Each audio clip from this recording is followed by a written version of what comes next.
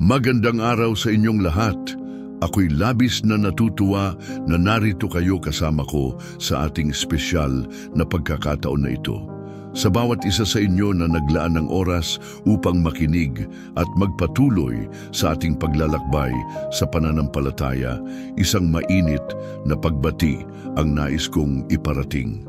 Sa ating pag-uusap ngayon, tayo'y tatalakay sa isang napakahalagang tema na maaaring magdulot ng malaking pagbabago sa ating mga buhay. Tanggapin ang iyong pagpapagaling ngayon din. Alam niyo ba na sa ating pananampalataya, ang Diyos ay may kapangyarihang magpagaling. Siya ay ating tagapagligtas at sa kanyang mga sugatang kamay, tayo'y maaaring makatagpo ng bagong pag-asa at kalakasan. Sa mga panahon ng pagsubok, marami sa atin ang nagiging biktima ng sakit, takot at kawalang katiyakan. Ngunit narito ako upang ipaalala sa inyo na hindi kayo nag-iisa. Ang ating Panginoon ay laging nandyan upang magbigay ng liwanag sa ating mga madidilim na sandali. Sa ating video ngayon, tatalakayin natin kung paano natin maaring buksan ang ating mga puso at isipan para sa pagpapagaling na nais ng Diyos para sa atin. Maraming tao ang hindi nakakaalam na ang ating mga iniisip at nararamdaman ay may direktang koneksyon sa ating pisikal na kalusugan. Sa ating pag-aaral ng banal na kasulatan, makikita natin na ang pananampalataya ay isa sa mga pangunahing susi sa pagtanggap ng mga biyayang ito. Sa mga susunod na minuto, makikinig tayo sa mga kwento ng mga tao na nakatagpo ng kanilang mga pagpapagaling sa pamamagitan ng pananampalataya. Ang kanilang mga testimonya ay magiging inspirasyon sa atin upang patuloy na maniwala at umasa kahit sa gitna ng mga pagsubok. Kung kayo ay may mga karanasan o kwento na nais niyong ibahagi, huwag mag-atubiling iwanan ang inyong mga komento sa ibaba. Ang inyong mga kwento ay maaring maging gabay at liwanag para sa iba. At kung hindi pa kayo nakasubscribe sa aming channel, hinihimok ko kayong mag-click sa subscribe button. Sa ganitong paraan, makakasama niyo kami sa mga susunod na talakayan at mga mensahe na tiyak na makapagpapalakas at magbibigay ng pag-asa sa ating lahat. Ang ating misyon ay ang magbigay ng inspirasyon at kaalaman sa bawat isa at ang inyong suporta ay napakahalaga. Ngayon, habang tayo'y nag-uusap tungkol sa pagpapagaling, nais kong imungkahi na tayo'y maglaan ng ilang sandali upang manalangin. Isara ang iyong mga mata at isipin ang mga bagay na nais mong pagalingin. Ito man ay pisikal na karamdaman, emosyonal, na sugat o kahit na espiritual na pagkatigatig, ilapit natin ito sa Diyos at tayo'y magtiwala sa Kanyang mga pangako. Alam natin na ang Diyos ay hindi nagkukulang sa Kanyang mga biyaya. Siya ay handang makinig sa ating mga panalangin at handang ipagkaloob ang mga bagay na ating kailangan. Sa ating pagninilay, sana'y maramdaman ninyo ang kanyang presensya at ang kanyang pagmamahal na sumasaklaw sa bawat isa sa atin. Huwag kalimutang i-share ang video na ito sa mga taong maaring makikinabang dito. Ang ating mensahe ng pag-asa at pagpapagaling ay dapat na maabot ng mas maraming tao hanggat maaari. Tayo'y maging kasangkapan ng kanyang pagmamahal at biyaya sa mundo. Sa mga susunod na bahagi ng ating video, tayo'y magpapatuloy sa ating pagtalakay at sama-sama nating hahanapin ang mga paraan upang matanggap ang ating mga pagpapagaling. Huwag na tayong mag-atubiling simulan ang ating paglalakbay patungo sa kalusugan at kapayapaan. Tayo'y magpatuloy. Sa Isaiah 53:5, makikita natin ang isang makapangyarihang mensahe tungkol sa pagbabayad sala at pagpapagaling. Ang talatang ito ay nagsasaad na sa pamamagitan ng kanyang mga sugat tayo ay gumaling. Ang pahayag na ito ay hindi lamang naglalaman ng ideya ng pisikal na pagpapagaling, kundi pati na rin ng espiritual na kaligtasan. Ang mga sugat ni Jesus ay nagdala ng ating mga pagkalumbay at sakit, at sa Kanya nagiging posible ang tunay na kalusugan. Sa Kanya mayroon tayong pag-asa na makamit ang pagpapagaling, hindi lamang mula sa mga pisikal na karamdaman, kundi pati na rin mula sa mga emosyonal at espiritual na sugat. Mahalagang maunawaan na ang pagpapagaling ay hindi palaging agad-agad na nangyayari. Minsan, ang proseso ng pagpapagaling ay maaaring tumagal at dumaan sa mga pagsubok. Ngunit sa kabila ng mga pagsubok na ito, ang ating pananampalataya sa Diyos ay nagbibigay sa atin ng lakas at tibay. Ang pagtitiwala sa Kanya at ang pag-unawa na Siya ang ating tagapagligtas at manggagamot ay mahalaga sa ating espiritual na paglalakbay. Sa mga pagkakataong tayo ay naguguluhan at nalulumbay, alalahanin natin ang mga sugat ni Jesus. Sila ang paalala na sa kabila ng ating mga pagdurusa, may pag-asa at liwanag na naghihintay sa atin. Ang Kanyang mga sugat ay nagdala ng ating mga sakit, at sa pamamagitan ng Kanya tayo ay may kakayahang makamit ang tunay na kalusugan. Ang mensahe ng pagpapagaling ay hindi lamang para sa mga pisikal na karamdaman, kundi pati na rin para sa mga sugat ng ating puso at kaluluwa. Sa ating paglapit sa Diyos, maaari tayong humingi ng Kanyang tulong at paggaling. Ang ating mga panalangin ay may kapangyarihan. Kapag tayo ay nagdasal, tayo ay nagtitiwala na ang Diyos ay nakikinig at nagmamalasakit sa ating mga pangangailangan. Sa bawat pagkakataon na tayo ay humihingi ng tulong, tayo ay nagpapaabot ng ating pananampalataya sa Kanya. Ang pagtitiwala na Siya ay makapangyarihan at handang gumamot sa ating mga sugat ay nagiging daan upang tayo ay makaranas ng Kanyang pagpapagaling. Sa mga pagkakataon ng pagdududa, alalahanin natin ang mga salitang ito mula sa Isaiah 53:BP. Ang mga sugat ni Jesus ay hindi lamang simbolo ng Kanyang pagdurusa, kundi pati na rin ng Kanyang pagmamahal at pagkilos para sa ating kaligtasan. Sa pamamagitan ng Kanya, ang ating mga sugat ay maaaring mapagaling at ang ating mga kalooban ay maaaring muling magliwanag. Tayo ay hinikayat na buksan ang ating mga puso at isipan sa Kanyang mga pangako at yakapin ang Kanyang pag-ibig na nagdadala ng tunay na pagpapagaling. Sa James 5:14-15, itinuturo sa atin ang kahalagahan ng panalangin at ng komunidad sa proseso ng pagpapagaling. Sa mga salin ng talatang ito, makikita na kapag mayroong may sakit, sila ay hinihimok na humingi ng tulong mula sa mga nakatalaga sa simbahan sa pamamagitan ng panalangin. Ang ideya ng paghiling ng tulong mula sa iba ay hindi lamang isang simpleng na hakbang. Ito ay isang makapangyarihang pahayag ng pananampalataya at tiwala sa kapangyarihan ng Diyos. Sa mundong puno ng sakit at kahirapan, ang pagkakaroon ng komunidad na handang sumuporta at manalangin para sa isa't isa ay napakahalaga. Ang panalangin ay may kakayahang magdala ng kapayapaan sa ating mga puso at isipan. Sa mga pagkakataon na tayo ay may mga pagdurusa, pisikal man o espiritual, ang panalangin ay nagsisilbing tulay na nag-uugnay sa atin sa Diyos. Sa pamamagitan ng sama-samang panalangin, nagiging mas makapangyarihan ang ating mga pagsamo sa Panginoon. Ang puso ng bawat miyembro ng ating komunidad ay nagiging isa, naglalakbay sa iisang layunin, ang makamit ang kagalingan.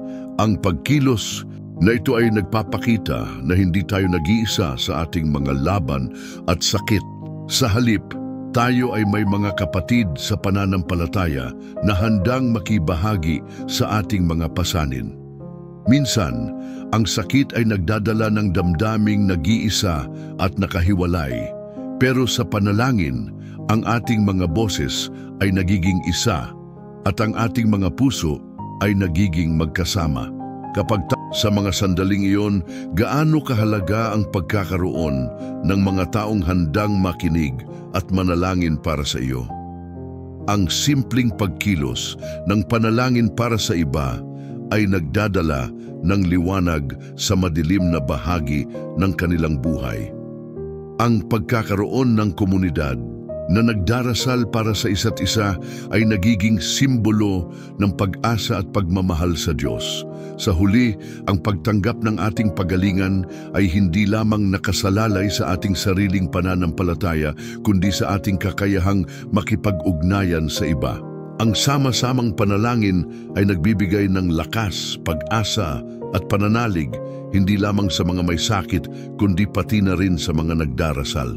Sa ganitong paraan, tayo ay nagiging bahagi ng isang mas malawak na kwento ng pagmamahal at pagpapagaling na isinulat ng ating Diyos. Sa ating pagsisikap na ipagdasal ang isa't isa, tayo rin ay lumalakad sa landas ng pagpapagaling at pag-asa na nagdadala ng kapayapaan at kaginhawaan sa ating mga puso. Sa Mark 5:34, makikita natin ang kwento ng isang babae na labis na nagdusa sa kanyang karamdaman sa loob ng 12 taon. Sa kabila ng kanyang mga pagsubok at paghihirap, nagpatuloy siya sa kanyang pananampalataya.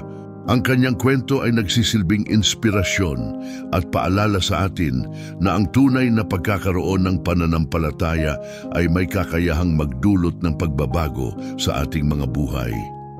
Ang babae ay naglakbay sa gitna ng mga tao, puno ng takot at pag-asa. At sa huli ay nakatagpo ng kanyang kaligtasan sa ugnayan niya kay Jesus. Ang kanyang pananampalataya ay nagbigay daan sa kanyang pagpapagaling. Hindi siya nagatubiling lumapit kay Jesus kahit na ang kanyang sitwasyon ay tila walang pag-asa. Sa kanyang kalooban, nandoon ang tiwala na ang isang simpleng hawak lamang sa kanyang kasuotan ay makapagbibigay sa kanya ng kagalingan. Ang kwentong ito ay nagpapakita ng kahalagahan ng pananampalataya sa ating mga buhay at kung paano ang ating paniniwala ay maaaring maging daan sa ating mga himala. Sa ating panahon ngayon, marami sa atin ang dumaranas ng iba't ibang uri ng sakit, hindi lamang pisikal, kundi pati na rin emosyonal at espiritual. Ang sakit na ito ay maaring dulot ng mga pagsubok sa buhay, mga trauma, o maging ang mga pagsubok sa ating pananampalataya. Sa kabila ng mga ito, ang kwento ng babae ay nagtuturo sa atin na laging may pag-asa. Tayo ay hinihimok na manampalataya, hindi sa ating sariling kakayahan, kundi sa kapangyarihan ng Diyos na nagmamahal sa atin at handang tumulong sa ating mga pangangailangan. Ang pananampalataya ng babae ay hindi isang simpleng paniniwala. Ito ay isang aktibong hakbang. Siya ay nagpasya na lumapit at humingi ng tulong. Sa kanyang puso, alam niya na ang kanyang kalagayan ay hindi hadlang sa paglapit kay Jesus. Minsan tayo ay nahihirapang lumapit sa Diyos dahil sa ating mga pagkakamali o mga pagkukulang. Subalit, dapat nating tandaan na ang Diyos ay laging handang tumanggap sa atin. Ang kanyang pagmamahal ay hindi nakabatay sa ating mga nagawang mabuti, kundi sa kanyang biyaya at awa.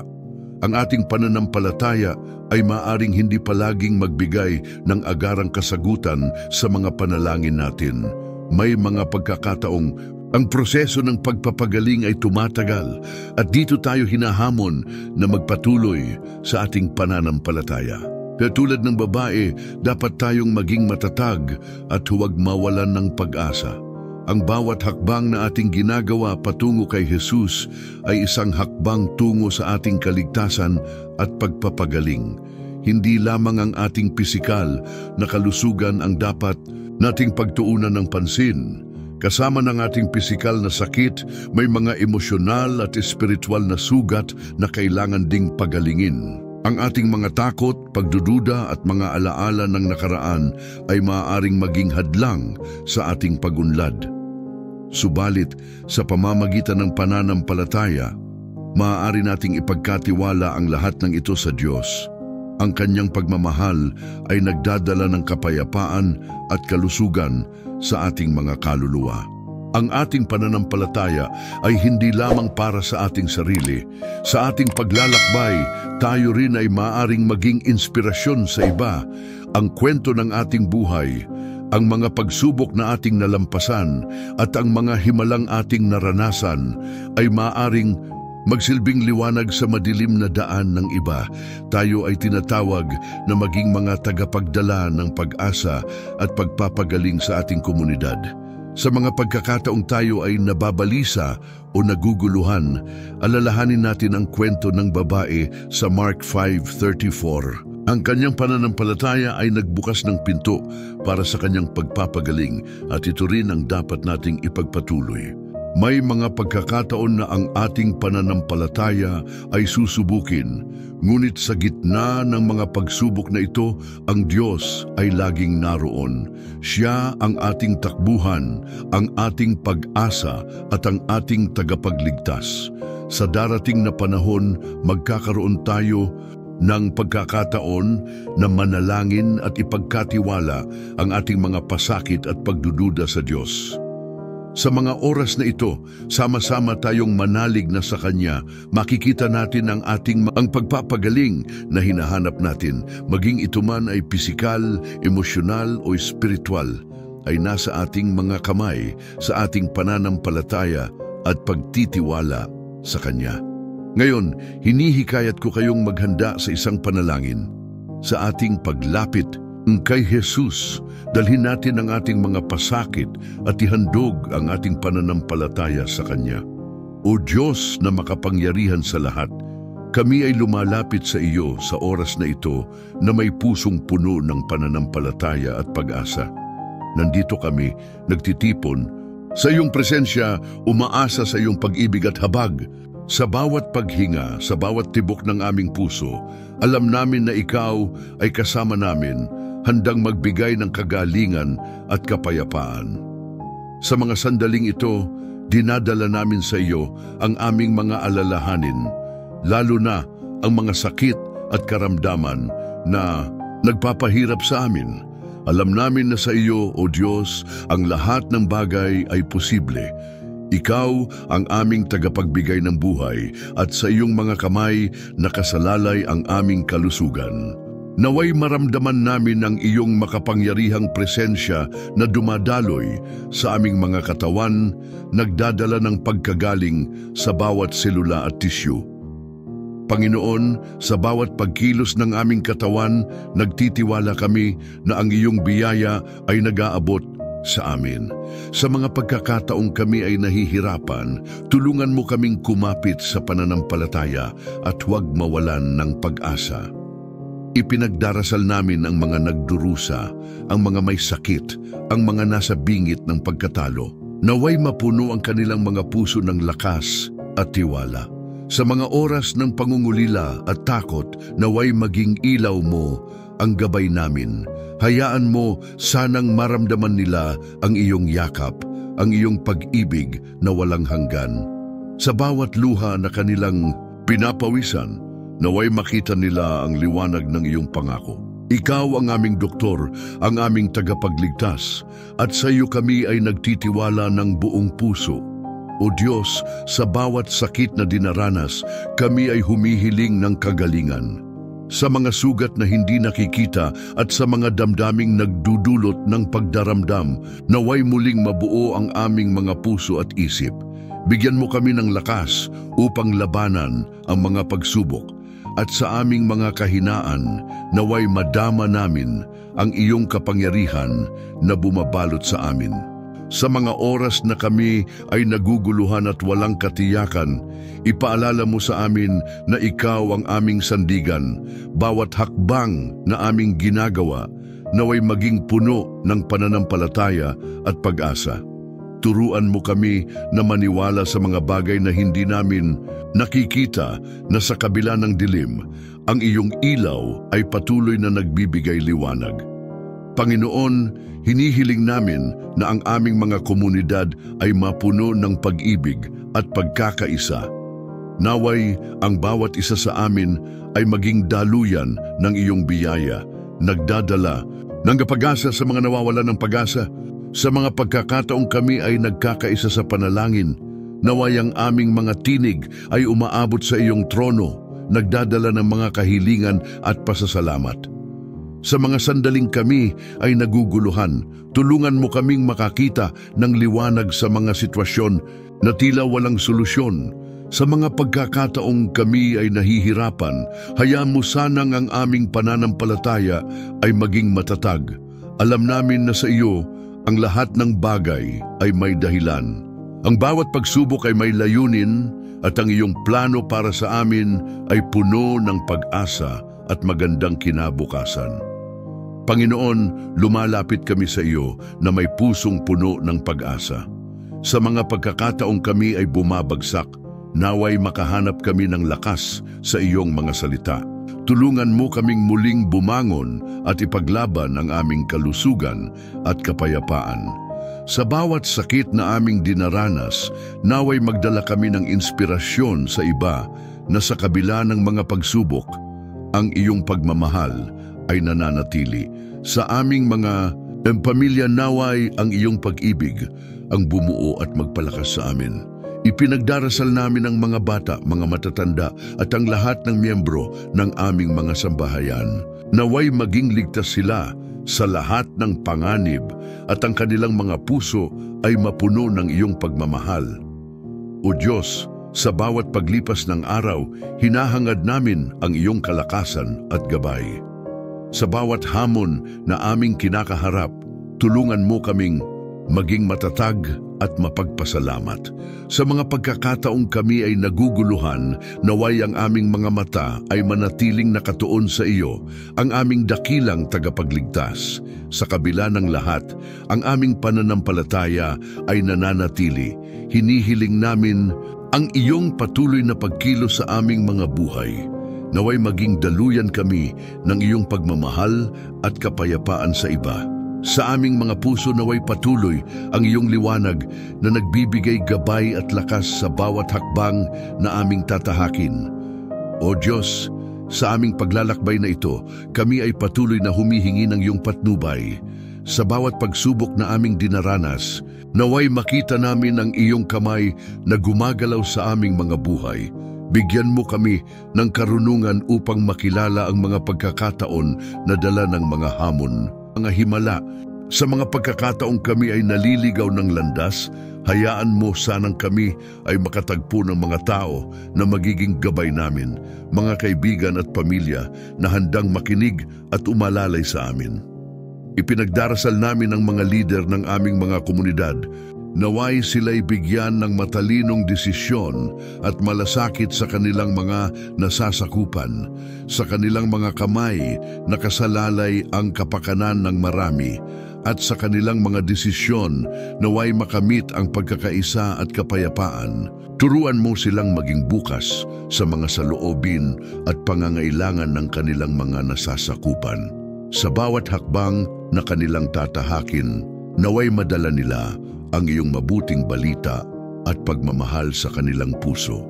Panginoon, sa mga oras ng krisis at kaguluhan, kami ay humihiling ng iyong kapayapaan na sumasaklaw sa lahat ng aspeto ng aming buhay. Naway ang iyong presensya ang magbigay ng kapanatagan sa aming mga isip at puso. Sa gitna ng mga takot at pangamba, hayaan mo sanang kami ay manatiling nakatuon sa mga bagay na nagbibigay ng pag-asa. Sa bawat hamon na aming hinaharap, naway makahanap kami ng dahilan upang magpatuloy at lumaban para sa aming mga pangarap. O Diyos, sa mga pagkakataong kami ay nagkakaroon ng hidwaan, tulungan mo kaming maging mapagpatawad. Naway ang aming mga puso ay punuin ng iyong pag-ibig, upang sa kabila ng mga hindi pagkakaunawaan, kami ay magpatuloy sa pagkakaisa. Sa aming mga pamilya at komunidad, naway magsimula ang pagbabago sa pamamagitan ng aming mga aksyon.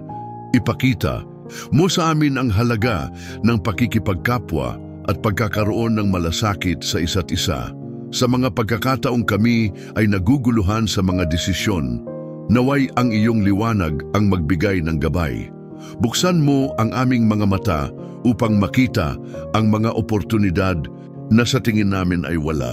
Sa mga pagkakataong kami ay nahihirapan, naway kami ay makatagpo ng lakas sa mga salita ng pag-asa mula sa iyong mga kasulatan.